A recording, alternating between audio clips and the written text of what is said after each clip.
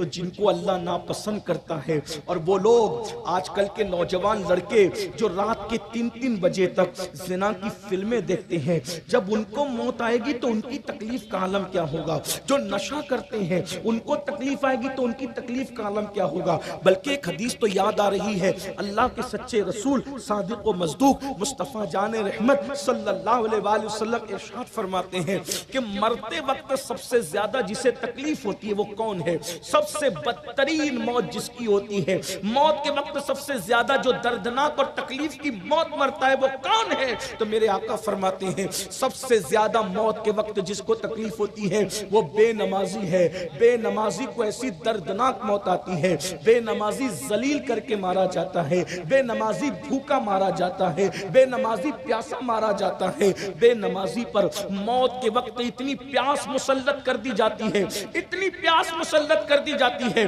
کہ اگر 7 سمندروں کا پانی بھی اس کے منہ میں انڈیل دیا جائے تو بھی اس کی پیاس کو کوئی بجھا نہیں سکتا۔ تھوڑی دیر ذرا تصور کیجئے نا، اللہ اکبر، دنیا کی محبت میں مسجدوں کو ویران کرنے والوں، مسجدوں سے دور رہنے والوں، اللہ اکبر، کیا تمہیں اپنے نبی کی بات پر یقین نہیں؟ حضور کی بات پر یقین کرنے سے تم کمزور ہو گئے؟ اللہ اکبر، وہ رسول جس کی سچائی کی گواہی اس کے دشمن تک دیتے ہیں، اس رسول کی بات سن کر لرزتے نہیں، کانپتے نہیں؟ اللہ اکبر، ماہرین موسمیات اگر کوئی بات کہہ دے، پیشن گوئی کر دے تو اس کی تیاری کرتے ہو۔ اللہ کے سچے رسول غیب دا نبی فرما رہے ہیں سب سے زیادہ دردناک موت بے نمازیوں کو آتی ہے۔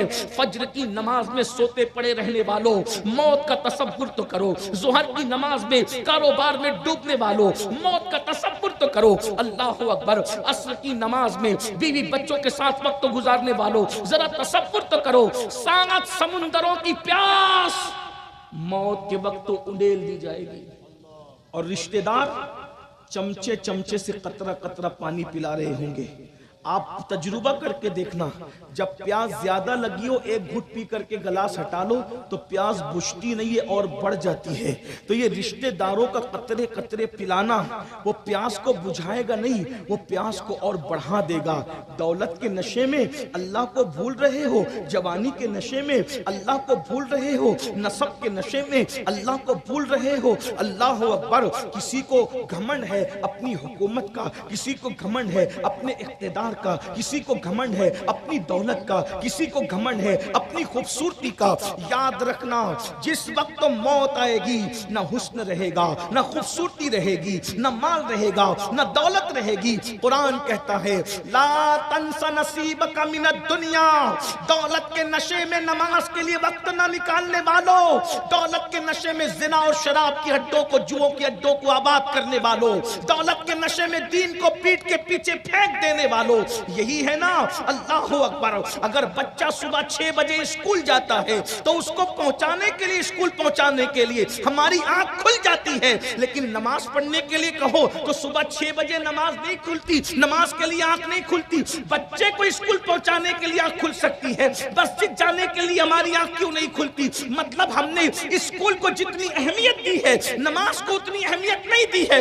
اسکول کو اہمیت دی جائے، میں اس کا مخالف نہیں ہوں، مگر سن لو، اگر کوئی اسکول نہ پڑھے تو اس کی دنیا برباد ہو سکتی ہے، اور جو نماز نہ پڑھے اس کی دنیا بھی برباد ہے، اس کی آخرت بھی برباد ہے۔ اس لیے وقت نکالیے، ایک وقت کی نماز کے لیے صرف 10 منٹ کا ٹائم لگتا ہے۔ مرنے کے بعد پلٹ کر اللہ کی طرف جاؤ گے، مرنے سے پہلے پلٹ جاؤ، کچھ عمل کر لو۔ ارے جو مال قبر میں ساتھ نہیں آئے گا، اس کو کمانے کے لیے دلی تک جا رہے ہو، کلکتہ تک جا رہے ہو، سعودی تک جا رہے ہو، دبئی تک جا رہے ہو، اور جو اعمال قبر میں کام آئیں گے اس کو کمانے کے لیے محلے کی مسجد میں بھی نہیں آتے۔ اللہ اکبر، مجھے بتاؤ تو صحیح میرے بھائیوں، کب تک غفلت میں رہو گے؟ کب تک غفلت میں رہو گے؟ موت سر پہ کھڑی ہے، موت کی تلوار سر پہ لٹک رہی ہے۔ بہت دنوں تک عیاشی کی مہلت نہیں ملے گی، بہت دنوں تک یہ گھمنڈ کا تاج محل بہت سلامت نہیں رہے گا، چکنا چور ہو جائے گا۔ قرآن کہتا ہے کیا لے کر کے جاؤ گے؟ لا تنس نصیبک من الدنیا، دنیا سے اپنے نصیب کا مت بھولو، سوائے کفن کے کچھ ساتھ نہیں لے جاؤ گے، سوائے کفن کے کچھ ساتھ نہیں لے جاؤ گے۔ اور اللہ راضی ہے تو کفن بھی کفن ہے، اور اگر اللہ راضی نہیں ہے تو وہ کفن بھی جہنم کی آگ کی شکل اختیار کر جائے گا۔ جہنم کی آگ کی شکل ہے۔ لوگ کہتے ہیں مولانا ہمیں اتنا نہ ڈراؤ، اللہ کریم ہے رحیم ہے۔ میں نے کہا بالکل میرا اللہ کریم و رحیم ہے، لیکن اللہ قہار و جبار بھی ہے۔ آپ کو پتا ہے، آپ کو پتا ہے جن کے جنازوں میں رسول اللہ نے خود شرکت کی ہے، ان کے لیے بھی رسول اللہ نے کچھ باتیں فرمائی ہیں۔ میں صرف نقل کر رہا ہوں عبرت کے لیے۔ ایک جوان اس کا انتقال ہوا، یہ جو روایت میں پڑھ رہا ہوں اس کو شرح الصدور میں تلاش کرنا، امام سیوطی میں حوالے کے ساتھ پڑھ رہا ہوں، ایک بات توجہ سے سننا۔ ایک جوان کا انتقال ہوا، اللہ کے رسول اس کی قبر پر گئے۔ قبر پر گئے تو جو ساتھ میں صحابی موجود تھے، حضور نے جب حضور نے یہ فرمایا، یعنی بے چینی کے الفاظ جب آدمی کہتا ہے، الفاظ کے بغیر جو آواز نکلتی ہے، حضور نے اس سے بے چینی، وہ صحابی پریشان ہو گئے۔ حضور مجھ سے کہہ، آقا فرماتے تجھ سے نہیں کہہ رہا ہوں، دھیان سے سنو، اللہ کے رسول فرماتے تجھ سے نہیں کہہ رہا ہوں، یہ جو خطاب ہو رہا ہے نا یہ قبر والے سے ہو رہا ہے، جو قبر کے اندر پڑا ہوا ہے اس سے ہو رہا ہے۔ یا رسول اللہ یہ قبر والے کا کیا ہے؟ اب دھیان سے سننا، آقا فرماتے میں نے اس کو زکوٰۃ وصول کرنے بھیجا تھا۔ اس جوان کو حضور فرماتے میں نے زکوٰۃ وصول کرنے بھیجا تھا، یہ زکوٰۃ وصول کر کے لایا، اس میں ایک زرہ آئی تھی، وہ زرہ کو اس نے میری اجازت کے بغیر پہن لیا۔ اب میں وہ زرہ دیکھ رہا ہوں کہ جہنم کی آگ کی زرہ بنا کر اس کے بدن میں ڈال دی گئی ہے۔ رسول اللہ کی دور کے زمانے کا انسان، حضور کے زمانے کا انسان جس کی قبر پر اللہ کے رسول کھڑے ہوئے ہیں، حضور جس کی قبر پہ کھڑے ہوئے ہیں، میں بزرگوں کی نسبت کا مخالف نہیں ہوں، لیکن حدیث میں ہے تو ماننا تو پڑے گا۔ اگر آپ حدیث نہیں مانتے تو پھر کیا ہے؟ رسول اللہ کے زمانے کا انسان اگر زرہ کو اپنی مرضی سے استعمال کر لے، یعنی امانت میں خیانت کرے، تو وہ زرہ اس کو آگ کی بنا کر پہنائی جاتی ہے قبر میں۔ کس کس کا مال ہڑپ کر رہے ہو، دھوکے سے مال لیتے ہو، قرضہ لیتے ہو تو ادا نہیں کرتے، اور دادا گیری کرتے ہو کہ کون مجھ سے وصول کرے گا، میں نے قرضہ کس کا دیا جو تیرا قرضہ دوں گا۔ جانتے ہو قرض لے کر نہ دینے والے کا وبال کیا ہے؟ ایک جنازہ رسول اللہ کی بارگاہ میں لایا گیا، اللہ کے رسول جنازے کے لیے کھڑے ہوئے، فوراً پیچھے ہو گئے، فرمایا تم میں سے کوئی اس کا جنازہ پڑھا دو، میں جنازہ نہیں پڑھاؤں گا۔ صحابہ نے کہا یا رسول اللہ وجہ؟ آقا فرماتے ہیں ابھی مجھے جبریل نے بتایا کہ یہ قرض دار ہے، اور جو قرضہ والا ہے میں اس کا جنازہ نہیں پڑھا سکتا، تم میں سے کوئی پڑھا دے۔ مجھے بتاؤ جو قرض میں مر جائے رسول اللہ اس کا جنازہ نہیں پڑھا رہے ہیں۔ اللہ اکبر، وہاں مولائے کائنات موجود تھے، عرض کیا یا رسول اللہ کتنا قرضہ ہے؟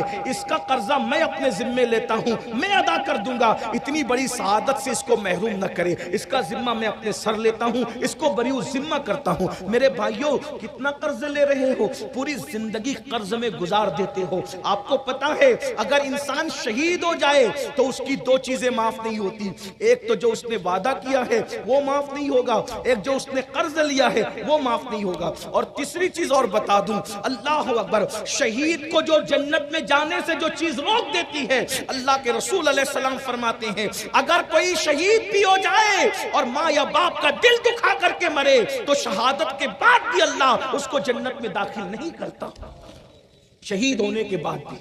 آج کیا ہو رہا ہے؟ آج کیا اس کا لے کے کھا جا، اس کا لے کے کھا جا۔ آج کل تو راتوں رات کروڑ پتی بننے کے چکر میں آدمی دولت دولت، آپ کیا لے جائیں گے؟ فرعون کیا لے گیا؟ شداد کیا لے گیا؟ حامان کیا لے گیا؟ یزید کیا لے گیا؟ تم کیا لے جائیں گے؟ کچھ نہیں۔ آدھی سے زیادہ فتح کرنے والا جس نے دنیا فتح کی وہ سکندر، آدھی سے زیادہ دنیا فتح کر کے جب دنیا سے جاتا ہے تو کہتا ہے میرے ہاتھ جنازے کے باہر کرنا تاکہ لوگوں کو پیغام دے کے جاؤں کہ جس نے آدھے سے زیادہ دنیا فتح کی ہے وہ دنیا سے گیا تو خالی ہاتھ گیا۔ تم کیا لے کر جاؤ؟ فیکٹریوں کے مالک کیا لے جاؤ گے؟ میں مال کمانے کے مخالف نہیں، مال کماؤ، میں تو لوگوں کو کہتا ہوں، سنیوں کو کہتا ہوں، اللہ کے رسول نے فرمایا غربت کبھی کبھی انسان کو کفر تک پہنچاتی ہے۔ مال کماؤ، مال جماؤ، زکوٰۃ دو، لیکن مال میں اتنے ڈوب مت جاؤ کہ اللہ کو بھول، اللہ کو مت بھولو۔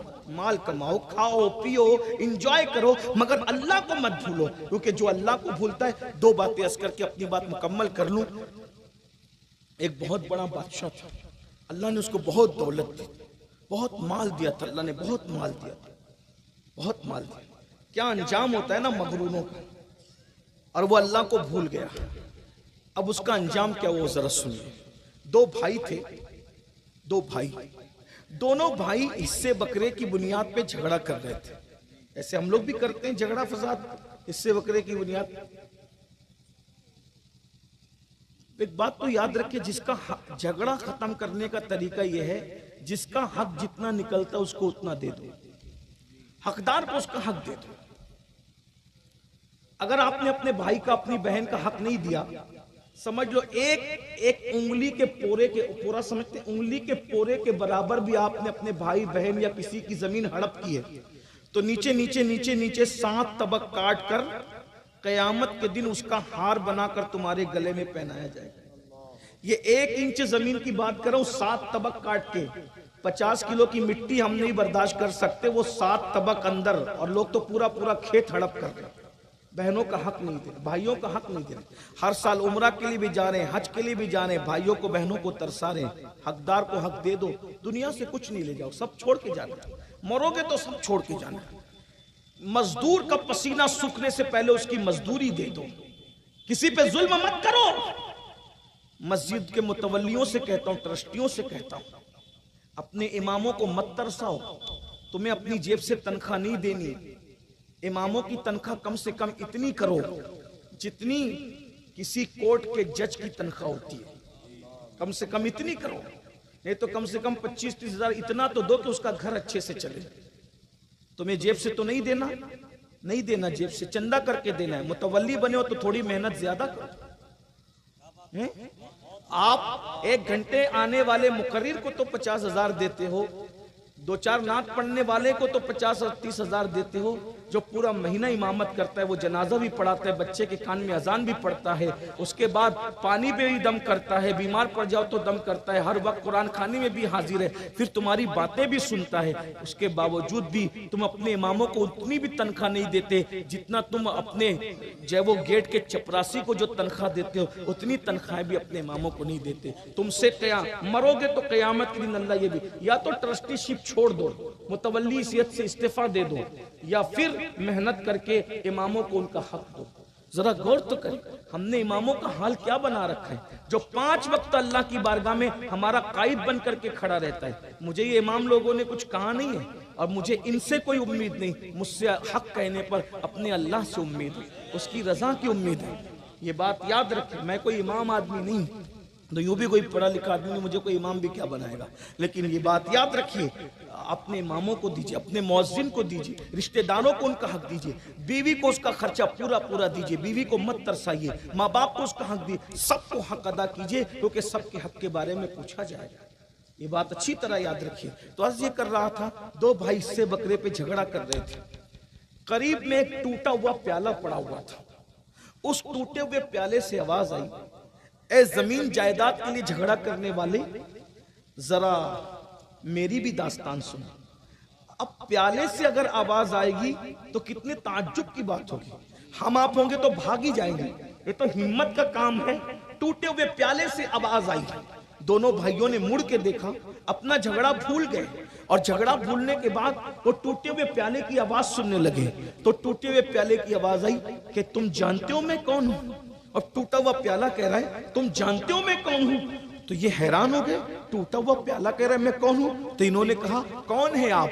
تو اس نے کہا ایک بادشاہ، وہ فلاں فلاں نام کے بادشاہ کا نام تم نے سنا ہے؟ کہا ہاں سنا ہے، وہ تو بہت بڑا بادشاہ تھا، بڑا مالدار تھا، بہت سطوت اور بہت دولت اور بہت عزت اور جاں رکھتا تھا. تو کہا اسی کی میں مٹی ہوں. دھیان سے سننا، اسی کی میں مٹی ہوں. وہ ٹوٹے ہوئے پیالے سے آواز آئی اسی کی میں مٹی ہوں. کہ میری داستان سنو گے؟ میں نہیں کوئی فائدہ اٹھا سکا دنیا میں آ کے، تو تمہیں نصیحت کر رہا ہوں کہ تم فائدہ اٹھا لو، اور اس کی نصیحت میں آپ تک پہنچا رہا ہوں کیونکہ وہ کتابوں میں بند ہے. اللہ کرے تم تک پہنچ جائے. بہت گھمنڈ ہے نا خوبصورتی پہ، بہت ناز ہے نا دولت پہ. وہ بادشاہ خوبصورت بھی تھا، دولت مند بھی تھا.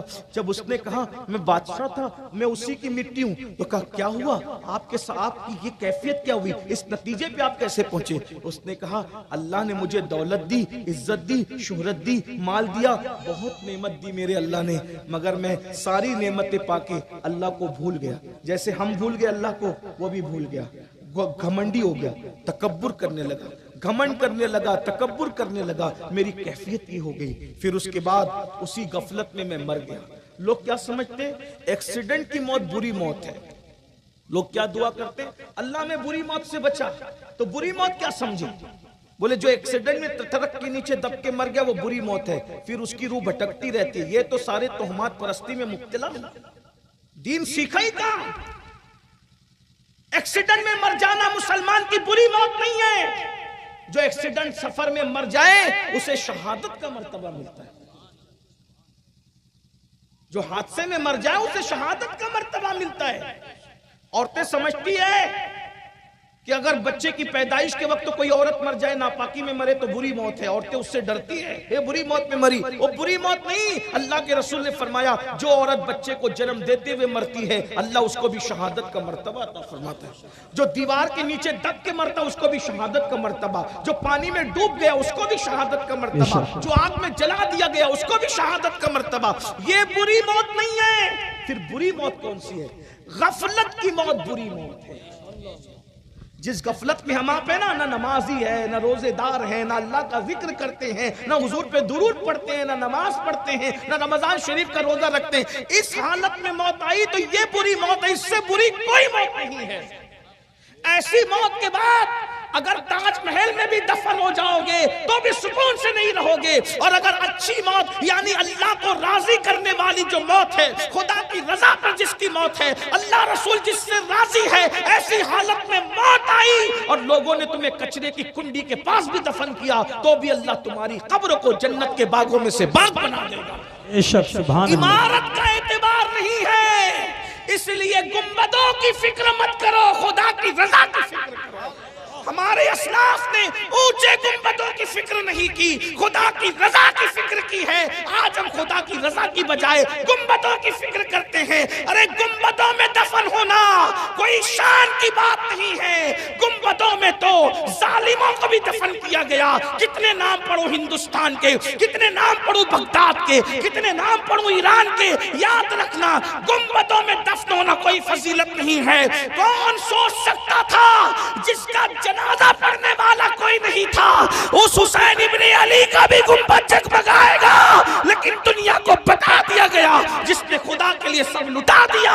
3 دن حسین بے گھر تھے، آج میرا مولا حسین گھر گھر نظر آ رہا ہے، محفل محفل نظر آ رہے ہیں۔ اس لیے اللہ کی رضا والی موت کی تمنا کرو، اللہ اس شان سے موت عطا فرمائے کہ وہ ہم سے راضی ہو۔ اور یہ نغمہ ہم سنیں، یا ایتھا النفس المطمئنہ ارجعی الی ربک راضیۃ مرضیہ فادخلی فی عبادی وادخلی جنتی۔ وہ بہت خوبصورت موت ہوتی ہے۔ اللہ اکبر۔ عرض کیا کر رہا تھا، ٹوٹے ہوئے پیالے سے آواز آئی کہ میں بادشاہ تھا، دولت تھی، سطوت تھی، حکومت تھی، خوبصورتی تھی، سب دیا تھا اللہ نے، لیکن گھمنڈی ہو کے خدا کو بھول گیا تھا خدا کو۔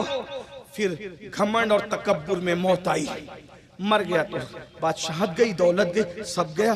پھر کہتا ہے مجھے دفن کر دیا گیا۔ اس ٹوٹے ہوئے پیالے سے آواز آئی مجھے دفن کر دیا گیا، اور جب دفن کیا گیا تو میری ہڈی کو قبر کی مٹی چاٹ گئی اور میں مٹی میں ملا دیا گیا۔ سب قبر میں محفوظ نہیں رہتے اور نہ سب مٹی میں ملائے جاتے ہیں۔ اللہ جسے چاہتا ہے وہ محفوظ رہتے ہیں اور جسے چاہتا ہے اللہ مٹی میں ملا دیتا ہے۔ کچھ لڑکے نہیں مانتے، میں ان کو ایک مثال سے سمجھاتا ہوں۔ اگر گیہوں کا دانہ زمین میں ڈالو تو زمین اس کو کھا جاتی ہے، لیکن جس دانے سے اللہ کھیتی کرنا چاہتا ہے کسان ڈال کر پانی ڈالتا ہے، مگر اس دانے کو اللہ محفوظ رکھتا ہے اور اس دانے کو زندہ ہی نہیں رکھتا، اتنا طاقتور بنا دیتا ہے، اس سے کوپل نکلتی ہے، زمین کو پھاڑ کر کے پورے کھیت کو ہرا بھرا کر دیتی ہے۔ نادان اب بھی تجھے شعور نہیں آئے گا، جب اللہ دانے کی ایسی حفاظت کرنا جانتا ہے تو اس نے جس میں غوث اعظم کی کیسی حفاظت کی ہوگی، جس میں غریب نواز کی کیسی حفاظت کی ہوگی، جس میں صابر پاک کی کیسی حفاظت کی ہوگی، اور جب غلاموں کا یہ حال ہے تو ان کے امام محبوبوں کے محبوب محبوب اعظم مصطفیٰ جان رحمت کے جسم کی کیسی حفاظت کی ہوگی۔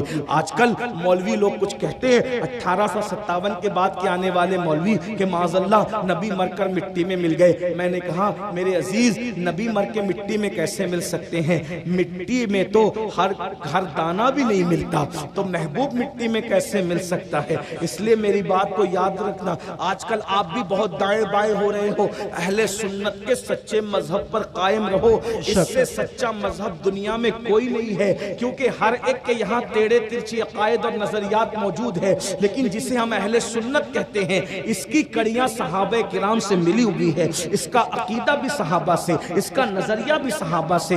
آپ کوئی عقیدہ اہل سنت کا پیش کیجئے، انشاءاللہ میں آپ کو اہل سنت کا وہ نظریہ صحابہ قرآن اور حدیث کے حق سے پیش کرنے کی سعادت حاصل کر سکتا ہوں، لیکن اس وقت میں میرا عنوان یہ نہیں ہے۔ تو عرض کیا کر رہا تھا؟ اس بادشاہ کی اس وہ پیالے سے آواز آئی کہ میرے جسم کو قبر کی مٹی کھا گئی، اور پھر نیچے کی مٹی اوپر، اوپر کی مٹی نیچے ہوئی، تو کیا ہوا؟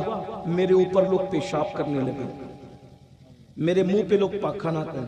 آدمی کی مٹی میں مل جائے پھر بھی روح کا تعلق جسم سے موجود رہتا ہے، احساس زندہ رہتا ہے۔ اللہ کے رسول علیہ السلام فرماتے ہیں جن چیزوں سے زندوں کو تکلیف ہوتی ہے ان چیزوں سے مردوں کو بھی تکلیف ہوتی ہے۔ یعنی اگر معاذ اللہ کوئی زندے کے منہ پہ پیشاب کرے گا تو اس کو تکلیف ہوگی، تو مردے کو بھی اس سے تکلیف ہوگی۔ تو وہ کہتا ہے مٹی سے آواز آتی ہے میری مٹی میں تو مل گئی، لیکن مجھ پہ لوگ پیشاب اور پاخانہ کریں، مجھ پہ لوگ پیشاب دیکھ رہے ہیں۔ بائک پہ بیٹھتے ہو کتنے گھمنڈ سے ہیں، بائک دینے والے خدا کو بھول گیا، گھمنڈ کرتا ہے بھائی، جینس اور ٹی شرٹ پہن کے نکلتا ہے تو گھمنڈ کرتا ہے۔ گھمنڈ مت کر، ارے اگر خوبصورت جینس اور ٹی شرٹ پہن کے تو نکلا اور لوگ تیری تعریف کر رہے تو دل میں اللہ کا شکر ادا کر، اللہ اگر تو مجھے خوبصورت نہ بناتا تو لوگ میرے حسن کی تعریف کیوں کرتے ہیں؟ اللہ کو مت بھولو، اللہ کو کہیں بھی مت بھولو، اللہ نے نعمت دی اس کو کہیں فراموش مت کرو ورنہ انجام برا ہے۔ تو وہ ٹوٹے ہوئے پیالے سے آواز آئی، لوگ میری مٹی پہ پیشاب اور پاخانہ کرنے لگے۔ ذرا سوچو تو صحیح، تصور میں لاؤ اس کی جگہ اگر ہم ہوں، امین القادری ہو، آپ ہوں، اور مرنے کے بعد ہماری جسم کو مٹی کھا جائے، اللہ نہ کرے، دعا کیجئے اللہ نہ کرے، تصور کیجئے مسجدوں کو ویران کرنے والوں، ہمارے جسم کو مٹی نہ کھائے گی تو کیا ہوگا؟ یہود اور نصرانی اور مشرکوں کی طرح زندگی گزارنے والوں کب تک اللہ کو ناراض کرو گے؟ کب تک اللہ سے دور رہو گے؟ سوچو تو صحیح، ایک دن موت ہے، موت ایک دن موت ہے، موت ہے، موت ہے، موت سے کسی کو رستگاری نہیں ہے۔ اگر موت سے کوئی بچ سکتا تھا ایک ہستی اللہ کا محبوب جو وجہ تخلیق کائنات ہے، جب اللہ نے محبوب کو موت کی لذت چکھا دی تب کون ہے جو موت سے بچ سکتا ہے؟ یہ اور بات ہے کہ اوروں کی موت الگ ہے، محبوب کی موت الگ ہے۔ انبیاء کو بھی اجل آنی ہے مگر ایسی کہ فقط آنی ہے، پھر وہی موت کے بعد ان کی حیات مثل سابق وہی جسمانی ہے، اس کی ازواج کو جائز نکاح، اس کی ازواج کو جائز نکاح، اس کا ترکہ بٹے جو فانی ہے، تو زندہ ہے واللہ، تو زندہ ہے واللہ، میرے چشم عالم سے چھپ جانے والے میرے عزیز، اللہ اکبر۔ مگر سوچو تو صحیح، جب حبیب خدا دنیا سے ظاہری طور پہ تشریف لے گئے، ہمیں بھی جانا ہے، دنیا چھوڑنا ہے، اپنے مکان سے دل لگانے والوں، نرم نرم گدوں پہ لیٹ کر کے گندگی اور گندی فلمیں دیکھنے والوں، گندے گانے سننے والوں، اللہ کو بھولنے والوں، نرم نرم گدوں پہ فجر کی نمازیں چھوڑنے والوں، تصور کرو وہ بادشاہ کی ملی ہوئی مٹی کہہ رہی ہے لوگ میرے منہ پر پیشاب اور پاخانہ کرتے رہے۔ ہائے ہائے، اس مقام پر میں پہلی مرتبہ پہنچا تو مجھے احساس ہوا کہیں ایسا تو نہیں کہ ہم بھی عبرت بن جائیں گے، جو دوسروں سے عبرت حاصل نہیں کرتے وہ عبرت بنا دیے جاتے ہیں۔ ہے نا قبرستان میں کتنے لوگوں کی مٹیاں جو نیچے سے اوپر آئی اور اس پر کتے پیشاب کرتے ہیں، اس پہ بکریاں پاخانہ کرتی ہے۔ میرے بھائی اپنے ہاتھ پہ رحم کر لو، اللہ پاک نے ہمیں گناہ کے لیے پیدا نہیں کیا۔ قرآن کہتا ہے الذی خلق الموت والحیات لیبلوکم ایکم احسن عملا، ہم نے زندگی اور موت کو اس لیے پیدا کیا تاکہ تم اچھے عمل کرو۔ اللہ اکبر۔ تو وہ کہتا ہے کہ آواز آتی ہے تو پھر نیچے کی مٹی اوپر، اوپر کی مٹی نیچے، لوگوں نے پاخانہ پیشاب کیا۔ پھر کیا ہوا؟ کوئی کمار آیا اور مٹی اٹھا کے لے گیا کٹورے بنانے کے لیے، برتن بنانے کے لیے۔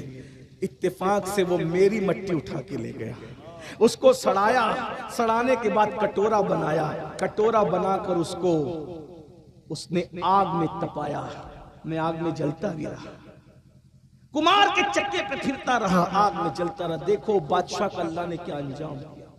یہی بنو گے؟ ایسے ہی گھمنڈی کرو گے؟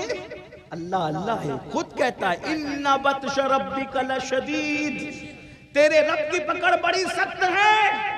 غیبتیں کرنے والوں، چگلیاں کرنے والوں، ایک دوسرے کو لڑائی لگانے والوں، دوستوں میں نفرتیں پیدا کرنے والوں، پھوٹ ڈالنے والوں، کہاں رہو گے؟ انجام کو پہنچو گے۔ بطور بددعا نہیں کہہ رہا، ہوشیار ہو جاؤ، اللہ کی خفیہ تدبیر سے اللہ کی پناہ طلب کرو، خدا کی پناہ مانگو۔ ہم لوگوں کے درمیان بیٹھتے ہیں تو ولیوں کی طرح کا باتیں کرتے ہیں، اور تنہائیوں میں ہوتے ہیں تو شیطان کا ننگا ناچ بن جاتے ہیں۔ اپنی تنہائیوں کو چیک کرو میرے بھائی، ہماری تنہائیاں کیسی ہے، ہمارا اکیلا پن کیسا ہے۔ لوگ دیکھ رہے ہو تو ہم بڑا لقمہ نہیں کھاتے، اور اللہ دیکھ رہا ہے تو زنا کے اڈوں کو تک آباد کرتے ہو، گھروں میں بیٹھ کر ڈیجیٹل جوا تک کھیلتے ہو۔ وہ جوا جس کے بارے میں فرمایا کہ جس نے جوا کھیلا اس نے سور کے خون میں اپنے ہاتھوں کو رنگ لیا۔ امام غزالی فرما رہے ہیں کہ جوا کھیلنے والے قیامت کے دن اس حالت میں اٹھیں گے کہ ان کے ہاتھ سور کے خون میں رنگے ہوئے ہوں گے۔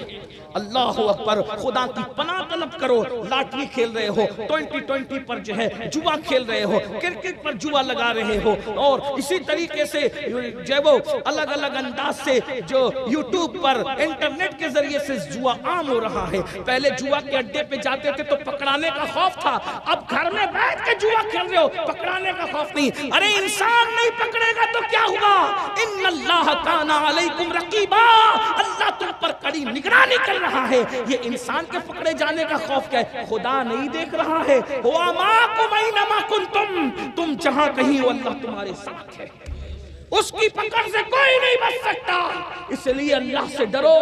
باپ دیکھ رہے تو سگریٹ نہیں پیتے، اور خدا دیکھ رہے تو کیا کیا نہیں کرتے۔ اللہ کے دیکھنے کا کوئی خوف ہی ہمیں نہیں رہا۔ بادشاہ کی مٹی کہتی ہے مجھ سے کٹورا بنایا گیا، مجھے تپایا گیا، اور جب تپا دیا گیا تو اتنی بڑی حکومت کا بادشاہ، کٹورے کے اندر اس کی مٹی کو کٹورے کی شکل میں بازار میں بیچ دیا گیا۔ بازار میں بھی بک رہا، اور جب بازار میں بکا اس میں لوگوں نے گرم گرم سالن ڈالا، کھانا ڈالا، خوب استعمال کیا۔ پھر کسی ظالم نے مجھے پیر سے ٹکرایا اور میں دو ٹکڑے ہو گیا، اور پھر اس جب کٹورا ٹوٹ گیا تو پھر میں یہاں لا کے پھینک دیا گیا۔ زمین پہ لڑنے والوں، بادشاہ ہو کر کس انجام کو پہنچا ہوں۔ اللہ کو مت بھولو ورنہ تمہارا بھی انجام یہی ہوگا۔ سوچو، بادشاہوں کا یہ حال ہے، زمین کھا گئی آسمان کیسے، جگہ جی لگانے کی دنیا نہیں ہے، یہ عبرت کی جا ہے، تماشا نہیں۔ جس دن زندگی کا رشتہ ٹوٹ جائے گا روح سے، جسم کا رشتہ ٹوٹ جائے گا، بس آخری بات، جسم کا رشتہ روح سے ٹوٹ جائے گا، اس دن کوئی گھر میں نہیں رکھا۔ کتنی بے وفا ہے نا یہ دنیا۔ بس آخری بات، ماں رکھے گی گھر میں، باپ رکھے گا گھر میں۔ سب سے زیادہ باپ پیار کرتے، میں نے ماں سے زیادہ پیار کرتے کسی کو نہیں دیکھا، لیکن مرنے کے بعد ماں نے بھی گھر میں، گھر زندوں کے لیے، مردوں کے لیے مجبوری ہے، لیکن ممتا سے روتی رہے گی، گھر میں نہیں رکھے، کیا ہوگا؟ پھر غسل دیا جائے۔ کتنا مجبور ہے نا انسان، آیا تھا تو بھی غسل کرنے کے قابل نہیں تھا، اور جا رہا ہے تو بھی غسل کرنے کے قابل۔ کس پر گھمنڈ کرتے ہو؟ کس طاقت پہ گھمنڈ ہے؟ کس دولت پہ گھمنڈ ہے؟ کس نسب پہ گھمنڈ ہے؟ کس خوبصورتی پہ گھمنڈ ہے؟ غسل کرنے کے قابل نہیں ہو، آئے تھے تو بھی دائی کے محتاج تھے، اور جا رہے ہو تو غسال کے محتاج۔ پتہ نہیں کیسے نہلائے گا، بڑے احتیاط سے کیا کیا لگا کے غسل کرتے ہیں۔ اچھی بات ہے، کرو بھائی، سب استعمال کرو، ناجائز چیز کے سوا سارے کاسمیٹک آئٹم اپنے اوپر استعمال کرو، میں منع نہیں کرتا، بیوٹی اچھی چیز ہے، اگر اس میں حرام چیز نہیں ملے تو کرو، لیکن ذرا تصور بھی تو کرو، گھر کے آنگن میں تمہیں نہلایا جا رہا ہے، ہمیں نہلایا جا رہا ہے اپنی مرضی سے، نہ الٹ سکتے نہ پلٹ سکتے، جدھر چاہتے پلٹتے، جدھر چاہتے۔ بے ستری ہو رہی ہے، نہیں ہو رہی، خدا جانے کیا ہے، اور اس کے بعد اس چند گز کفن میں لپیٹا جاتا ہے جس کے اندر جیب بھی نہیں۔ 4-4 6-6 دکانیں ڈھونڈ ڈھونڈ کے ہم کپڑا خریدتے تھے، 4-4 6-6 دکانیں ڈھونڈ کر ہم کپڑا خریدتے تھے۔ آج کفن وہ آیا ہے جس کو ہم نے پسند نہیں کی، ہماری پسند کے بغیر آخری کپڑا آیا ہے، کہ بزرگوں نے کہا بہتوں کے کفن مارکیٹ میں آ چکے ہیں اور وہ غفلت میں ہیں، ہو سکتا ہے میرا تمہارا کفن بھی مارکیٹ میں آ گیا ہو۔ اللہ سب کو لمبی عمر عطا کرے، لیکن حقیقت ہے۔ آج ہم کتنی غفلت میں، کتنی غفلت۔ بھائیو، ہم ایس ایس سی کا، ایچ ایس سی کا، پی ایچ ڈی کا امتحان دیتے تو پوری رات جاگتے ہیں، اسٹڈی کرتے ہیں۔ دنیا کے امتحان کے لیے راتوں کو جگے ہو، آخرت کے امتحان کے لیے 5 منٹ تہجد کے لیے بھی جگ جاؤ، 10 منٹ فجر کے لیے بھی جگ جاؤ۔ اتنی کتابیں پڑھیے دنیا کے امتحان میں کامیاب ہونے کے لیے، آخرت کے امتحان میں کامیاب ہونے کے لیے قرآن بھی پڑھنا شروع کر دو۔ آقا فرماتے ہیں جو سورہ ملک کی تلاوت کرے گا وہ عذاب قبر سے محفوظ رہے گا، جو سورہ یاسین کی تلاوت کرے گا اس سے حساب نہیں لیا جائے گا، بے حساب جنت میں جائے گا۔ سورہ یاسین پڑھنے والے کو اللہ شہادت کا مرتبہ عطا فرمائے گا۔ جو باوضو رہنا سیکھو، جو باوضو رہے گا، بستر پہ مرے تو بھی اس کو شہادت کی موت نصیب ہوگی، اللہ اس کو شہادت کا مرتبہ عطا فرمائے گا۔ آخرت کے لیے بھی کچھ کر لو نا میرے بھائی، کیا کر کے بہت کم وقت لگتا ہے، بہت کم ٹائم لگتا ہے۔ اللہ اکبر۔ تو عرض یہ کر رہا تھا کہ کفن پہنا دیا گیا، اور کفن پہنانے کے بعد اس کے بعد جنازہ پڑی گئی اور قبر میں دفن کر دیا۔ آخری سی بات ہے، قبر میں دفن کر دی، مٹی برابر کر دی۔ کوئی آیا ساتھ میں؟ کوئی آیا؟ نہیں آیا؟ لوگ جنازے میں نہیں آتے میرے بھائی، لوگ جنازے میں بھی، دوست لوگ بھی نہیں آتے، بہت کم لوگ جنازے میں آتے ہیں، مصروف ہے دنیا۔ غالب نے کہا تھا ہم نے مانا کہ تغافل نہ کرو گے، لیکن خاک ہو جائیں گے ہم تم کو خبر ہونے تک۔ کون آتا ہے؟ کون آتا ہے جنازہ؟ اور آپ ہی گئے منہ پہ مٹی ڈال کے چلے جاتے ہیں۔ جو آخری بات کے طور پہ روایت پڑھنی تھی وہ یہ ہے کہ ایک دن مولا کائنات سیدنا علی پاک قبرستان گئے، ساتھ میں آپ کے شاگرد تھے مشہور تابعی حضرت سیدنا سعید ابن مسیب، مشہور آدمی، بہت بڑے بزرگ ہیں، عالم ہیں، فقیہ ہیں۔ یہ یزید کے زمانے میں جو مسجد نبوی میں اذان نہیں ہوئی تھی 3 دن تک، تو اس کے گواہ یہی ہیں، یہ دیوانے بن کے پھرتے تھے۔ یہ کہتے ہیں کہ اذان کے وقت قبر رسول سے اذان کی آواز آتی تھی، اور نماز کے وقت نبی پاک کی مزار سے نماز پڑھنے کی آواز آتی تھی۔ یہ سعید ابن مسیب کا بیان ہے۔ اللہ اکبر۔ تو سعید ابن مسیب بیان کرتے ہیں، کہتے ہیں کہ میں مولا علی کے ساتھ قبرستان گیا، تو جب مولا پاک کے ساتھ قبرستان گیا تو مولا علی نے قبرستان میں داخل ہوئے تو کہا السلام علیکم یا اہل القبور، قبر والوں تم پہ سلام۔ تو قبروں سے بھی جواب آیا، قبروں سے تو جواب آتا ہے، ہم سن نہیں پاتے، لیکن بہرحال وہ اللہ والے تھے، انہوں نے سنا۔ پھر مولا علی قبر پہ کھڑے ہو گئے، اور قبر پہ کھڑے ہونے کے بعد کہا اے قبر والے ذرا بتا تو صحیح کہ تم پر ہم سے جدا ہونے کے بعد کیا گزری۔ بس اس پہ بات پوری ہوگی۔ مولا علی سے قبر کا مکالمہ ہے، قبر والے کا مکالمہ ہے، وہ سن لو، بات پوری ہوتی ہے۔ لیکن یہ بات تقریر کے لیے مت سننا، دل میں بٹھانے کے لیے۔ آپ تقریر بہت سنتے ہو، مقرر بہت ہیں، میں کوئی مقرر نہیں، صرف میں اپنے دل کا درد لے کر آپ کے پاس آتا ہوں تاکہ آپ کچھ باتیں سن لیں، ورنہ موت کے بعد پچھتاؤ گے، اس وقت تو پچھتانا کام نہیں آئے۔ جب مردہ دنیا سے جاتا ہے جنازے میں تو لوگ روتے ہیں، تو مردہ کہتا ہے مجھ پر مت رو، اپنے اعمال پر رو، مجھے دنیا نے دھوکہ دیا، میں تمہیں وصیت کرتا ہوں، نصیحت کرتا ہوں کہ دنیا تمہیں دھوکہ نہ دے۔ دنیا بہت دھوکے باز، شہد دکھائے، زہر پلائے، قاتل ڈائن شوہر کش، اس مردار پہ کیا للچایا، دنیا دیکھی بھائی، دنیا میں رہو، دنیا تمہارے اندر نہ رہے، آخرت کی تیاری کرو۔ وَلْتَنْظُرْ نَفْسٌ مَا قَدَّمَتْ لِغَدٍ، آخرت کے لیے کچھ روانہ کرو۔ اللہ فرماتا ہے تم نے آخرت کے لیے کیا بھیجا، اس سلسلے میں ذرا غور کرو، کیا بھیج رہے ہو آخرت میں۔ آخرت میں تو کعب احبار کہتے ہیں اگر کوئی 70 نبیوں کے برابر بھی اعمال لے کر آئے گا تو بھی وہ اپنے عمل کو حقیر سمجھے گا، جبکہ ایک نبی کے برابر کوئی عمل نہیں کر سکتا۔ اس لیے وہاں اعمال پوچھے جائیں گے، ایمان اور اعمال پوچھے جائیں گے، باقی وہاں کچھ نہیں چلے گا۔ آج یہ بڑی بڑی باتیں کرتے ہو نا، یہ جو ہوگا دیکھا جائے گا، اور قیامت میں دیکھ لیں گے، اور یہ کر لیں گے، وہ کر لیں گے، وہاں کوئی شاعری وائری نہیں چلنے والی ہے۔ وہاں تو قرآن کہتا ہے یوم یقوم الروح والملائکہ صفا لا یتکلمون الا من اذن، جبریل اور سارے فرشتے تھر تھر کانپتے ہوں گے اللہ کی ہیبت سے۔ حضرت آدم علیہ السلام جیسے نبی کہہ رہے ہوں گے نفسی نفسی اذهبوا الی غیری، ہم کہاں ہیں میرے بھائی، بہت زیادہ دیر ہوشیار نہ بنو، بہت دیر ہوشیار بننے کی ضرورت نہیں ہے۔ وہاں نبی کا بیٹا بھی جہنم میں ڈالا جائے گا، نوح علیہ السلام کے بیٹے کی شکل میں، نبی کی بیوی بھی جہنم میں ڈالی جائے گی لوط علیہ السلام کی بیوی کی شکل میں، نبی کا چچا، سگا چچا جہنم میں ڈالا جائے گا ابراہیم علیہ السلام کے چچا آزر کی شکل میں، وہ بھی بچھو بنا کر ڈالا جائے گا۔ اور اگر یار راضی ہو گیا تو پھر اصحاب کہف کا کتا بھی دولہا بنا کر جنت میں لے جایا جائے گا، کیونکہ اللہ کو اس نے راضی کر دیا۔ دیکھ رہے ہیں کتا جنت میں جا رہا ہے اور نبی کا بیٹا جہنم میں جا رہا ہے، اب بھی عبرت نہیں لیتے۔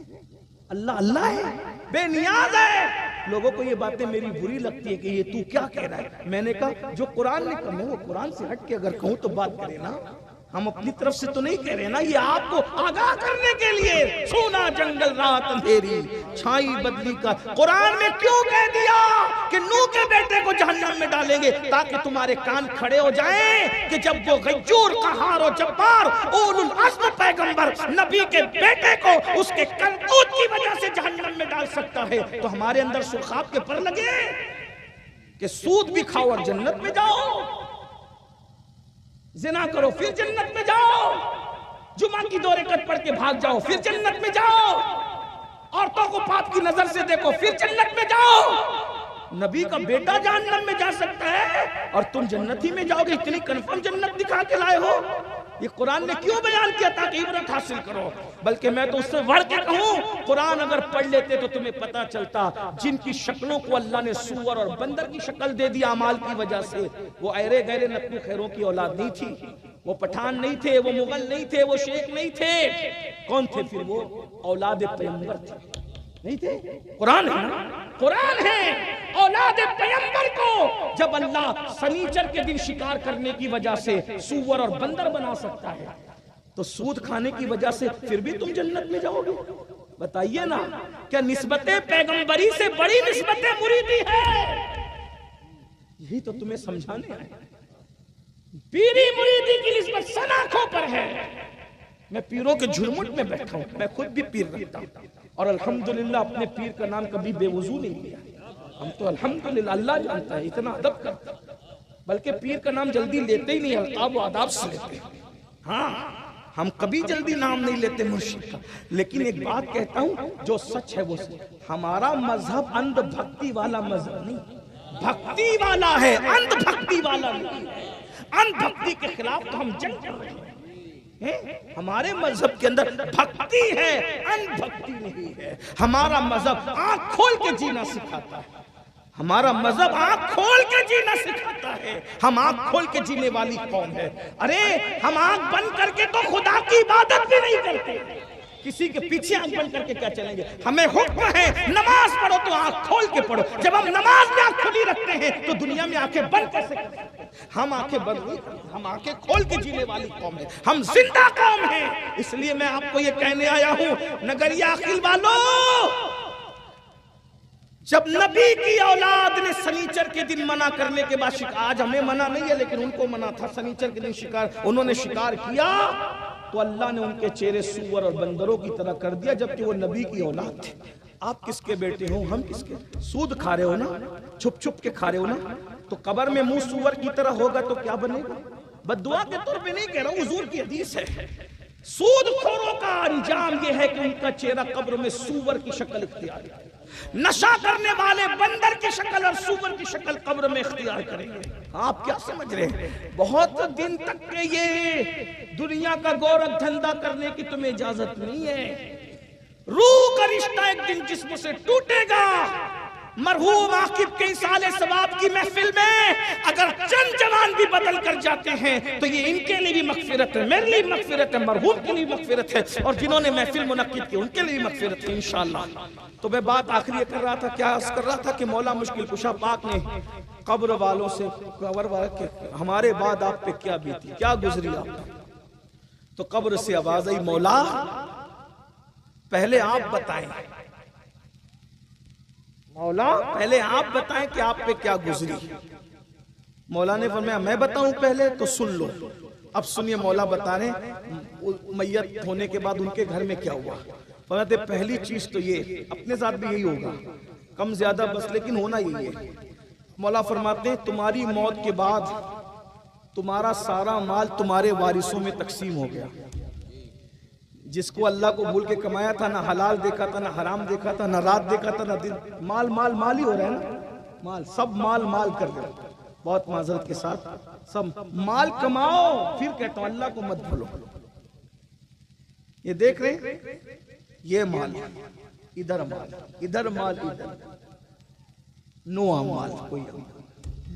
تقریر کی پوری زندگی یہ سوچ کے کی کہ امین القادری کو لوگ مقرر کہیں، اللہ کہے گا میں نے تو کہلوا دیا تھا تجھے مقرر، یا کچھ نہیں تیرے لیے۔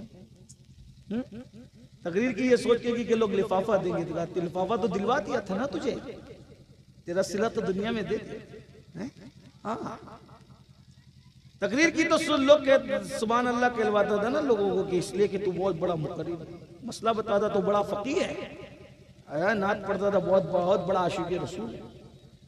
سب سے چھپا سکتے، رب سے نہیں چھپا سکتے، وہ کرم کرتا ہے، ستار العیوب ہے، پہ پردے ڈالتا ہے، لیکن قیامت میں کھولے گا سب لکھوا رہے، اقرا کتابک، پڑھنا، ڈر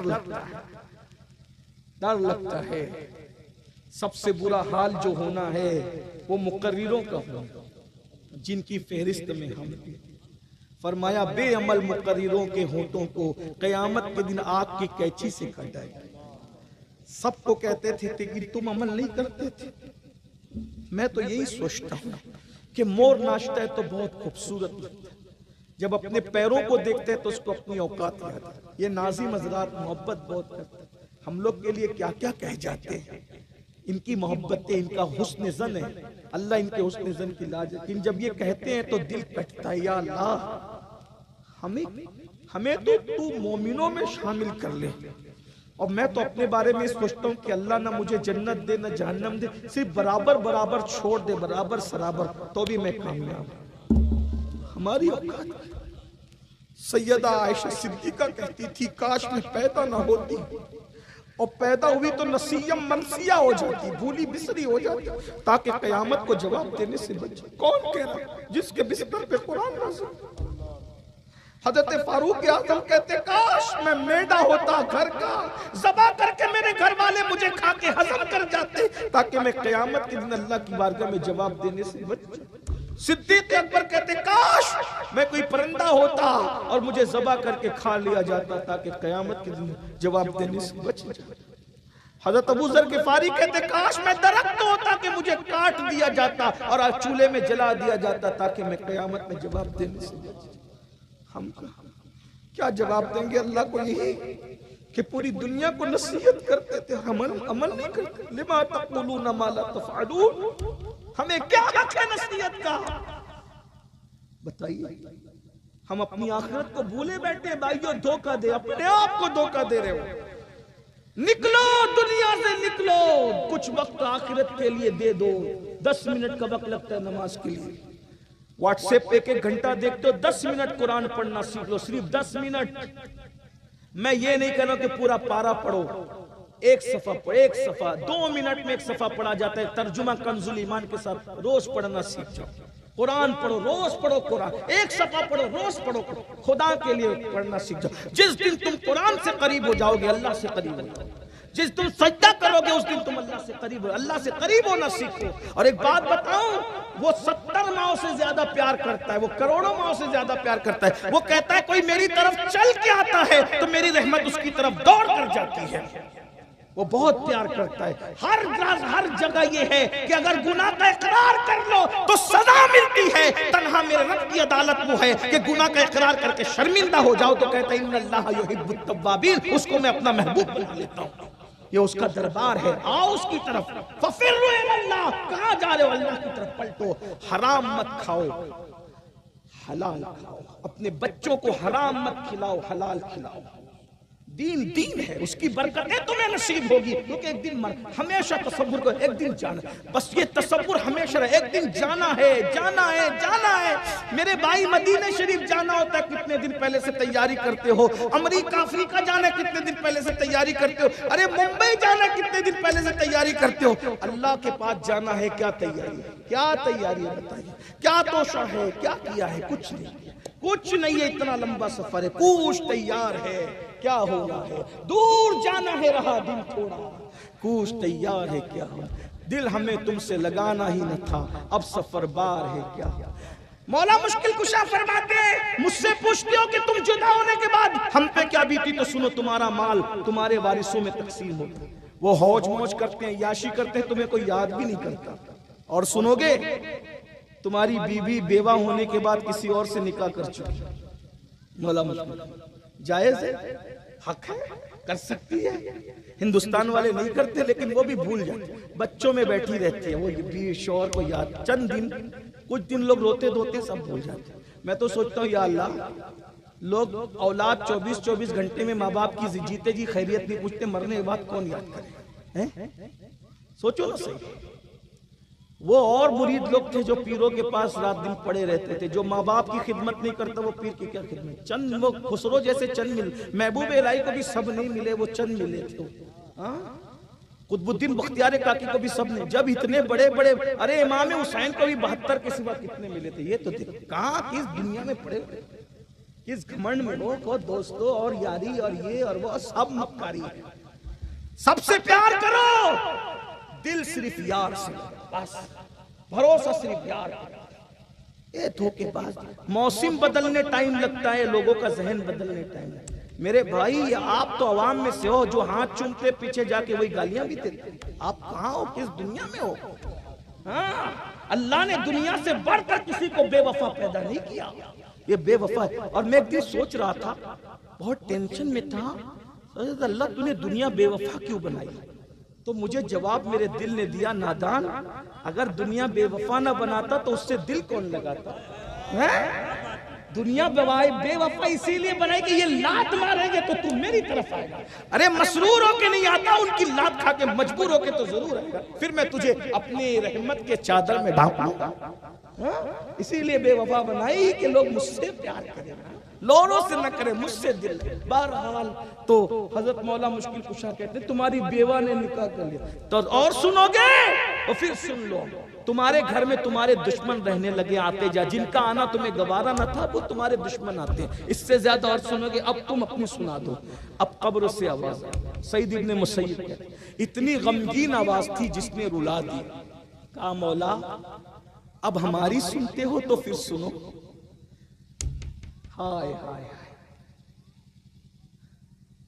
سب سے پہلے قبر میں جب رکھا گیا تو جسم میں تبدیلی آنا شروع، جس جسم کو چوٹی لگتی تھی تو چوٹی مسل دیا کرتے تھے، اس کو قبر کے کیڑے کھا رہے ہیں۔ جن آنکھوں پر خوبصورت آنکھوں پہ گھمنڈ تھا وہ آنکھیں پانی بن کر بہ گئی ہیں، کفن سڑ گیا ہے، کیڑے اس کو کھا رہے ہیں۔ مولا سارے بال جھڑ کے گر گئے ہیں، جن بالوں کے لیے اتنی حفاظتی اقدامات کرتے تھے وہ بال جھڑ گئے ہیں۔ مولا پیٹ پھٹ گیا ہے، مولا پیٹ پھٹنے سے اتنی بدبو آ رہی ہے، اگر اللہ کوئی عذاب نہ بھی دے، صرف ہمارے پیٹ کی بدبو ہم پہ مسلط کر دے تو اس سے بڑا ہم پر عذاب کوئی نہیں ہوگا۔ یہ رات دن ایسے ایسے کرتے ہو نا، کتنا کرتے ہو؟ بال بنانے کے لیے 5-5 ہزار خرچہ کرتے ہو، ایک بیوہ کے گھر کا 1 مہینے کا خرچ اور راشن نکل جائے، تم اتنا اپنے بالوں پہ خرچہ کر۔ بال سنوارنے کے لیے میں منع نہیں کر رہا ہوں، میں کہتا ہوں، میں تو اپنے دوستوں کو کہتا ہوں خوبصورت بن کے رہو۔ میں دقیانوسی خیال کا آدمی نہیں، میری اپنی طبیعت میں الگ چیز ہے، کیونکہ میں حضور کو پڑھ رہا ہوں، اپنے بزرگوں کو پڑھ رہا ہوں۔ تو ابن عباس کہتے ہیں جب میں چاہتا ہوں کہ میری بیوی میرے لیے بنا سوارا کرے تو میری بیوی کی بھی تو خواہش ہوگی کہ میں بھی اس کو خوبصورت دکھوں۔ ہاں، اسلام میں گندے سندے رہنے کی اجازت نہیں ہے، اسمارٹ بن کے رہو، بیوٹی کی طرف توجہ دو۔ اللہ جمیل یحب الجمال، اللہ حسن والا ہے، وہ حسن کو پسند کرتا ہے۔ بال اچھے بنا کے رکھو، گنجے مت ہو، توجہ دو، لیکن اتنا کہتا ہوں بال سنوارنے کی طرف محنت کر رہے ہو، قبر میں بالوں کو بچانے کے لیے بھی محنت کرو۔ یہ جسم کو بنانے کے لیے جیم کر رہے ہو 1-1 گھنٹہ، 10 منٹ مسجد میں دے کر اس جسم کو قبر میں بچانے کی بھی فکر کر لو۔ کیا آواز آئی مولا کو؟ مولا پیٹ پھٹ گیا۔ میں سوچتا ہوں یا اللہ ہاضمہ خراب ہو جائے تو پیٹ کی ہوا اتنی بدبودار نکلتی ہے لوگوں، تو جس کا پیٹ پھٹا ہوگا تو قبر کے اندر کتنی سڑن ہوتی ہونا ہے، پیٹ پھٹیں گے۔ اس پیٹ کے اندر جو حلال و حرام کی تمیز کے بغیر بھرا ہے نا، کیا کیا بھرا ہے اس کے اندر، یہ پیٹ پھٹے گا۔ اور آواز آ رہی مولا قبر کے اندر پیٹ کی بدبو اتنی خطرناک ہے کہ کوئی عذاب اور نہ دیا جائے کہ ہماری بدبو ہی ہم پہ مسلط کی جائے تو یہ سب سے بڑا عذاب ہوگا۔ سعید ابن مسیب کہتے ہیں مولا روئے تو اتنا روئے مجھے ایسا لگا روتے روتے ان کی روح نہ نکل جائے۔ میں دعا کر رہا تھا کہ اللہ میرے مولا کو افاقہ دے دے، کیونکہ مجھے ایسا لگتا ہے کہ روتے روتے یہ جان نہ دے دے۔ یہ حال ہے بزرگوں کا۔ آئیے نا آج ایک عہد کریں۔ پہلی چیز، آج سے پہلے جو کچھ ہوا توبہ کرتے ہیں سب توبہ؟ کتنے لوگ راضی ہے توبہ کی؟ زبردستی نہیں ہے کسی کی۔ سبحان اللہ۔ نمبر ایک، ابھی میں توبہ کروں گا، آپ بھی سب مل کے توبہ۔ نمبر دو، توبہ کے بعد پھر عمل کرنے کا وعدہ کریں، مجھ سے نہیں، اپنے اللہ سے، اپنے رسول سے کریں گے انشاءاللہ۔ کتنے لوگ ہیں جو پانچوں وقت کی نماز پابندی سے پڑھیں گے؟ میرے لیے نہیں، اپنے لیے، اپنے لیے اٹھا کے رکھیں، ذرا فرشتوں کو گواہ بنائیں، اٹھا کے رکھیں، ذرا سادات ہیں علماء، ذرا یہ بھی تو دیکھیں۔ سبحان اللہ، اللہ آپ کو سلامت رکھے۔ اور ایک بات اور وعدہ کر لیں، حرام سے بچیں، کریں گے نا انشاءاللہ؟ اگر ایسا ہوا تو ایک بار جملہ اور کہہ دوں، نماز تو پڑھنے کا وعدہ کیا، پڑھو گے کس کے پیچھے؟ جو نماز لانے والے رسول کا ادب کرتا ہے اسی کے پیچھے پڑھنا۔ جو نبی کو اپنی طرح کہتا ہے، نبی کے علم غیب کا انکار کرتا ہے، نبی کو مٹی میں مل جانے والا کہتا ہے، اس کے پیچھے نہیں پڑھنا۔ کیونکہ ابو داؤد شریف کی حدیث ہے، ایک شخص امامت کرتے تھے، انہوں نے کعبے کی طرف منہ کر کے تھوک دیا، حضور نے فرمایا اس کے پیچھے نماز نہیں ہوگی۔ جو کعبے کا ادب نہ جانے اس کے پیچھے نماز نہیں ہوتی، جو کعبے کا ادب نہ جانے اس کے پیچھے نماز کیسے ہوگی؟ اس لیے نماز اسی کے پیچھے پڑھنا جو حضور کا ادب جانتا ہو۔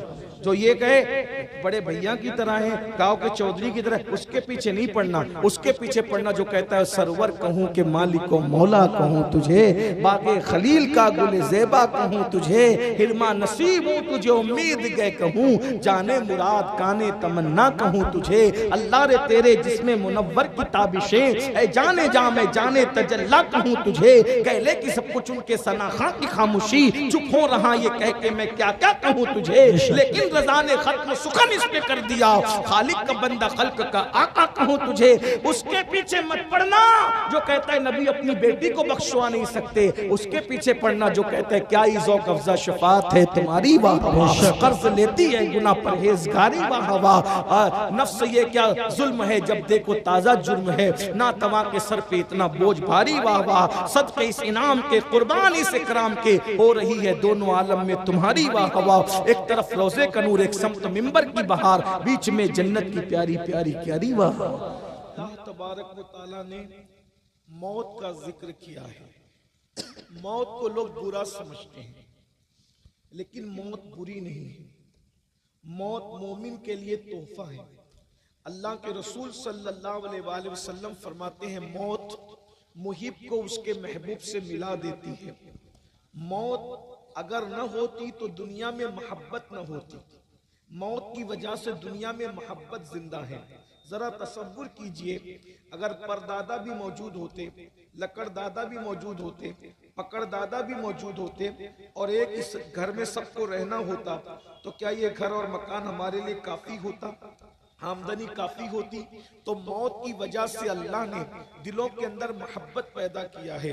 ایک بوڑھے باپ سے بندہ اس لیے محبت کرتا ہے، چلو یار خدمت کر لو، کتنے دن تک رہیں گے، ابھی دنیا سے چلے جائیں گے۔ تو جیسے جیسے دنیا سے جانے کا تصور دل کے اندر بڑھتا چلا جاتا ہے، ماں باپ کی محبت انسان کے دل کے اندر زیادہ ہوتی چلی جاتی ہے۔ تو یہ جو موت ہے وہ محبت پیدا کرتی ہے، اور پھر اس کے بعد یہ موت کا حال یہ ہے، اللہ کے رسول صلی اللہ علیہ وآلہ وسلم ارشاد فرماتے ہیں کہ مومن کے لیے موت کے وقت جو تکلیف ہوتی ہے وہ اس کے گناہوں کا کفارہ ہو جاتی ہے، اور مرتے وقت انسان کو جتنی تکلیف ہوتی ہے وہ تکلیف سے انسان گناہوں سے ایسے پاک ہو کر دنیا سے جاتا ہے جیسے ماں کے پیٹ سے پیدا ہوتے وقت وہ گناہوں سے پاک تھا۔ اس لیے موت بڑی خوبصورت چیز ہے، مگر یاد رکھنا موت خوبصورت تو ہے، مگر ہر خوبصورت کے ساتھ ساتھ کوئی نہ کوئی مصیبت ضرور ہے. مثال کے طور پر گلاب کا پھول خوبصورت ہے تو اس کی ڈنٹل کے اندر کانٹے موجود ہے.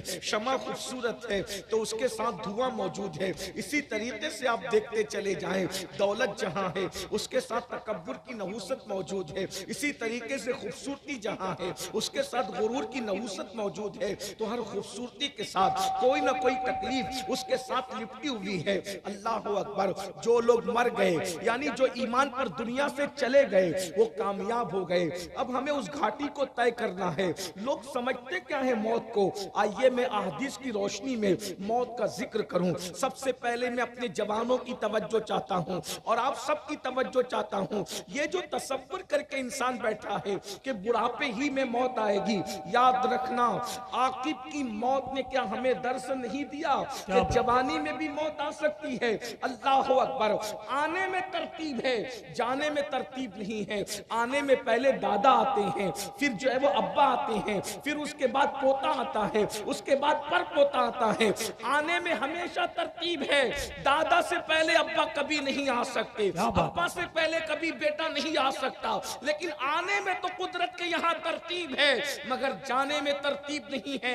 دادا سے پہلے پوتا بھی جا سکتا ہے, باپ سے پہلے بیٹا بھی جا سکتا ہے. جوانی کے نشے میں عیاشیوں کے اڈوں کو آباد کرنے والوں, یاد رکھو ہر وقت موت کی تیاری کرتے رہو. موت کبھی بھی آ سکتی ہے, موت جوانی میں بھی آ سکتی ہے.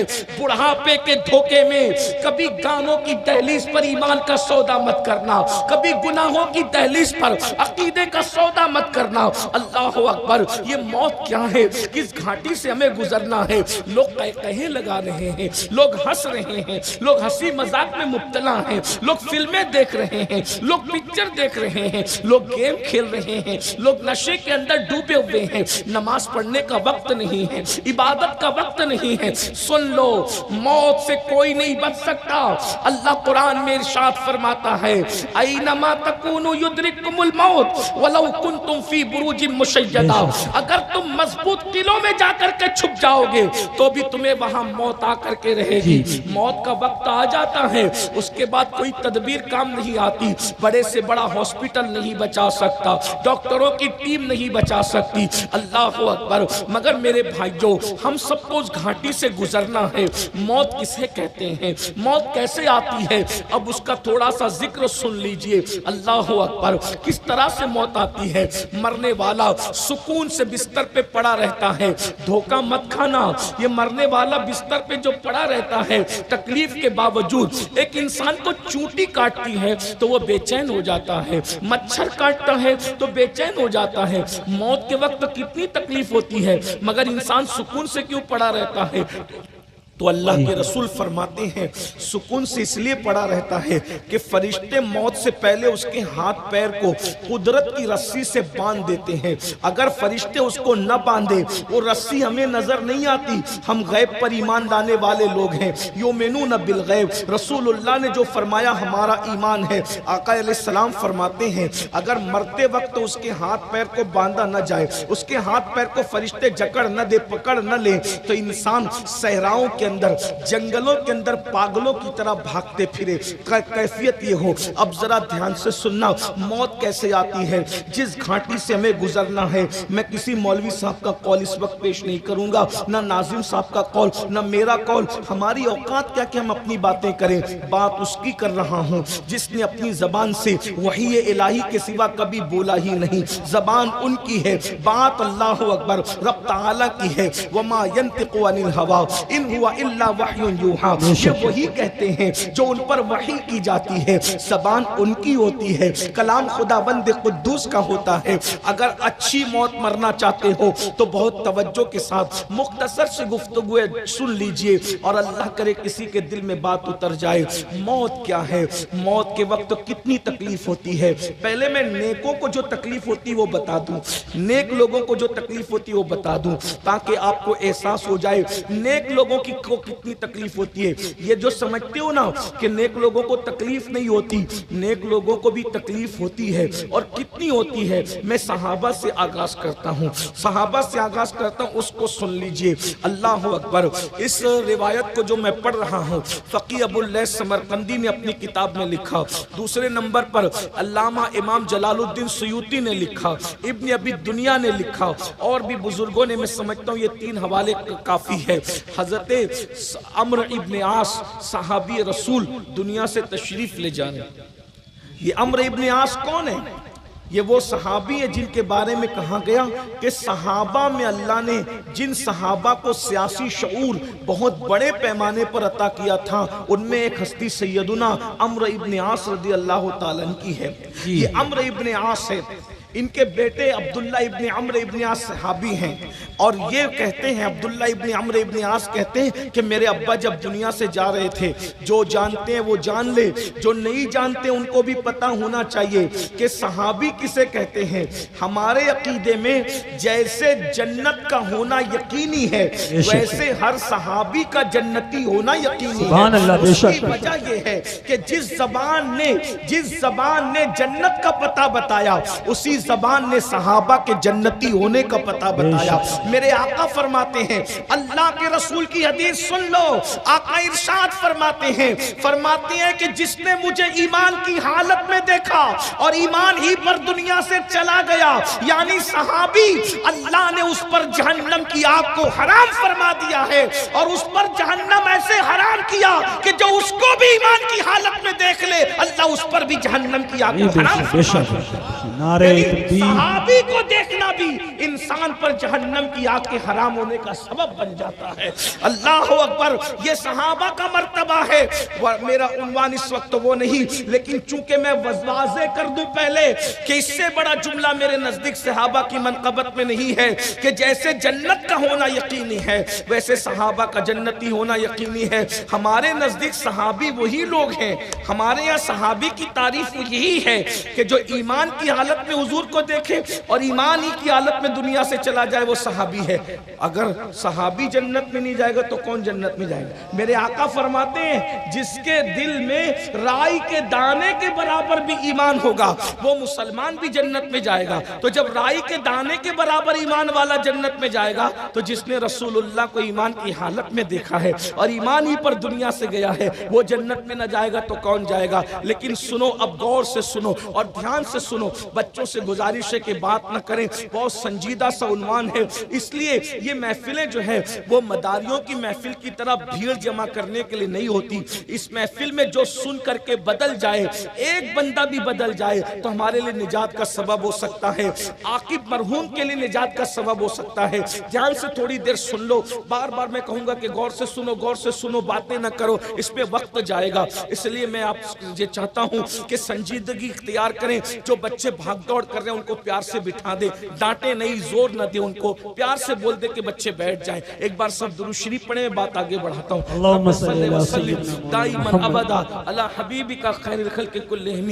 اللہم صلی علی سیدنا و مولانا محمد معدن الجود والکرم وآلہ الکرام وابنہ الکریم و امتہ الکریم یا اکرم الاکرمین وبارک وسلم صلاۃ و سلام علیک یا رسول اللہ صلی اللہ علیہ وآلہ وسلم. اب آپ نے صحابہ کی شان سن لی، اور وہ بھی صحابہ وہ جو رسول اللہ کے ساتھ جنگوں میں جاتے تھے. تو قرآن نے ان کے گھوڑوں کی شان یوں بیان فرمائی، والعادیات ضبحا فالموریات قدحا. اللہ اکبر. اللہ پاک ارشاد فرماتا ہے کہ صحابہ کرام وہ ہیں جن کے گھوڑوں کی ٹاپوں سے جو دھول لگتی ہے، ہم اس دھول کی قسم بھی قرآن میں یاد کرتے ہیں. ذرا غور تو فرمائے، جس کے گھوڑوں کی ٹاپوں کی دھول کو قرآن یاد کرے قسم کے حوالے سے، ان کے گھوڑوں کی شان کیا ہوگی؟ جن گھوڑوں کی شان یہ ہے تو گھوڑوں پہ بیٹھنے والے اصحاب کی شان کیا ہوگی؟ یہ بات یاد رکھنا. اب دھیان سے سنیے. حضرت عمرو ابن عاص صحابی رسول ہیں. ان کو جب موت آ رہی تھی، وہ دنیا سے تشریف لے جا رہے تھے. ان کے صاحبزادے عبداللہ ابن عمرو ابن عاص ان کے سرہانے بیٹھے تھے اور کہتے ہیں بابا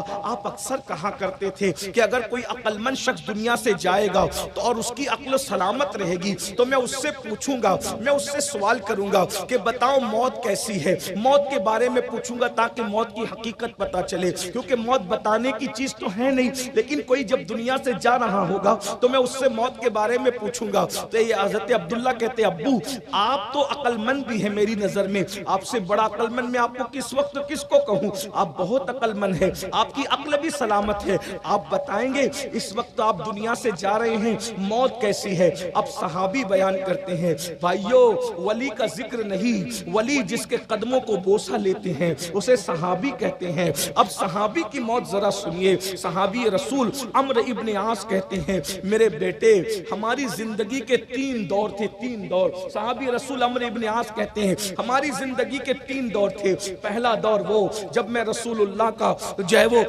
دشمن تھا، حضور سے دشمنی کرتا تھا، حضور کے خلاف کھڑا تھا، ہر مہم میں حضور کے خلاف کھڑا رہتا تھا، اگر اس وقت تو موت آتی تو میں سمجھتا کہ سیدھا جہنم میں جاتا۔ پھر دوسرا دور آیا، ہم نے حضور پہ کلمہ پڑھا، حضور سے عشق کیا، حضور سے پیار کیا، حضور ہی کے ظاہری دور میں اگر موت آ جاتی حضور میرا جنازہ پڑھا دیتے، سپرد خاک کر دیتے تو ہم سیدھا جنت میں چلے جاتے۔ لیکن بعد میں حضور دنیا سے تشریف لے گئے اور پھر بہت سے معاملات ہوئے۔ میرے بیٹے آج میں سوچ رہا ہوں کہ دنیا سے جانے کے بعد پتہ نہیں میں جنت کی طرف جاؤں گا یا جہنم کے اندر ڈال دیا جاؤں گا، میرے اعمال پہ میری پکڑ ہوگی یا میری نجات ہوگی۔ ذرا غور کریں جن کو جنت کی بشارتیں قرآن دے رہا ہے، رضی اللہ عنہم ورضوا عنہ کا پروانہ قرآن عطا کر رہا ہے، وہ اس طریقے سے موت کے وقت بات کرتے ہیں اور کہتے بیٹا جہاں تک موت کی سختی کا معاملہ ہے، اللہ اکبر، جس طریقے سے کسی کے سینے پر زمین اور آسمان کو سمیٹ کر رکھ دیا جائے تو وہ کتنا بوجھ محسوس کرے گا، اتنا بوجھ مرنے والا محسوس کرتا ہے۔ ذرا تصور کیجئے گا، ذرا احساس کیجئے گا، ہائے ہائے 50 کلو کی گونی اگر ہمارے کندھے پہ رکھ دیے جائیں صحت مندی کے وقت میں تو ہماری تکلیف کا عالم کیا ہوتا ہے۔ اللہ کے بندو جب موت کے وقت بیماری ہے، کمزوری ہے، نکاہت ہے، تکلیف ہے، اس وقت زمین آسمان جتنا بوجھ کسی انسان کے سینے پہ رکھ دیا جائے تو اس وقت وہ کیسے محسوس کرے گا۔ یہ ابھی میں صحابی کی موت کی وقت کا تذکرہ کر رہا ہوں، میں صرف ناقل ہوں، نقل کر رہا ہوں، تصور کرو، ذرا غور کرو میرے بھائیو، اللہ اکبر۔ اس کے بعد کہتے ہیں بیٹا اللہ اکبر، جیسے انسان ناک کی بجائے سوئی کے ناکے سے سانس لے تو اس کی کیفیت کیا ہوتی ہے، اس وقت یہ کیفیت ہے۔ اور کانٹے دار درخت پیروں کے نیچے سے اس کے جسم میں گھسا دیا جائے اور وہ کانٹے دار درخت ایک ایک نس کے اندر گھس جائے اور اس کو کوئی طاقتور انسان زور سے کھینچے تو اس وقت کی کیفیت کیا ہوتی ہے، وہ کیفیت موت کے وقت ہو رہی ہے۔ یہ صحابی کی موت ہے۔ آئیے اب اس سے بڑا درجہ انبیاء کا ہے اور نبیوں میں سب سے بڑا درجہ سید الانبیاء کا، ان کے بعد حضرت ابراہیم علیہ السلام کا، ان کے بعد حضرت موسیٰ علیہ السلام کا۔ حضرت موسیٰ علیہ السلام نے جب موت کی لذت چکھی تو اللہ تعالیٰ نے پوچھا اے موسیٰ تم نے موت کو کیسے پایا، جب تم میرے پاس آئے موت کو کیسے پایا؟ حضرت موسیٰ کا جواب سنیے۔ حضرت موسیٰ علیہ السلام کہتے ہیں مولا جیسے ایک زندہ چڑیا کو سیخ میں لگا کر کے بھوندا جائے، ایک زندہ، یہ حضرت موسیٰ اپنی موت کا تذکرہ خود کر رہے ہیں۔ ذرا غور کیجئے گا میرے بھائیوں، یہ ہم نے جو شاعری کی دنیا میں پوری زندگی کو وقف کر رکھا ہے نا، یہ حدیث کی دنیا میں حدیث پڑھ رہا ہوں، حدیث پیش کر رہا ہوں۔ ذرا تصور کرو وہ کلیم اللہ جس کے بارے میں قرآن کہتا ہے من جانب الطور الایمن وقربناہ نجیا، اللہ اکبر، من جانب الطور الایمن وقربناہ نجیا۔ اے موسیٰ ذرا طور کے دائیں طرف آ تاکہ تیرا رب تجھ سے پیار کی اور راز کی باتیں کرے۔ وہ موسیٰ جس کو طور پہ بلایا جاتا ہے، پیار کی باتیں کی جاتی ہے، جس کے کہنے پر محبوب کو بار بار واپس بلا کر کے نمازوں میں تخفیف کی جاتی ہے، وہ حضرت موسیٰ کلیم علیہ الصلاۃ والتسلیم اللہ اکبر اپنی موت کا تذکرہ رب کی بارگاہ میں خود کرتے ہیں، کہتے مولا میں نے اپنی موت کو ایسے پایا جیسے زندہ چڑیا کو سیخ میں گھسا کر، سیخ سمجھتے ہیں نا، سیخ وہ جو لوہے کی آتی ہے، وہ سیخ میں گھسا کر کے اس کو زندہ بوندا جائے تو کیا کیفیت ہوتی ہے؟ نہ وہ اڑ پائے کہ راحت پائے، نہ مر جائے کہ راحت پائے۔ میں نے موت کو ایسے پایا۔ ایک اور روایت میں آیا، فرماتے ہیں کہ زندہ بکری کی کھال ادھیڑی جائے تو کیسی تکلیف ہوتی ہے، میں نے موت کی تکلیف کو اس سے زیادہ شدت کے ساتھ پایا۔ اب میں پوچھنا چاہتا ہوں، معصوموں کی تکلیف کا یہ عالم ہے، محفوظوں کی تکلیف کا یہ عالم ہے، تو ان لوگوں کو ڈر نہیں لگتا جو زنا کے اڈوں کو آباد کرتے ہیں؟ جب وہ مریں گے تو زانیوں کو موت کے وقت کتنی تکلیف ہوگی۔ جب نبیوں کی تکلیف کا یہ عالم، صحابہ کی تکلیف کا یہ عالم، حالانکہ اللہ کے بندے نیک بندوں کو اس لیے تکلیف ڈالی جاتی ہے تاکہ اللہ ان کے درجات اور بلند کر دے۔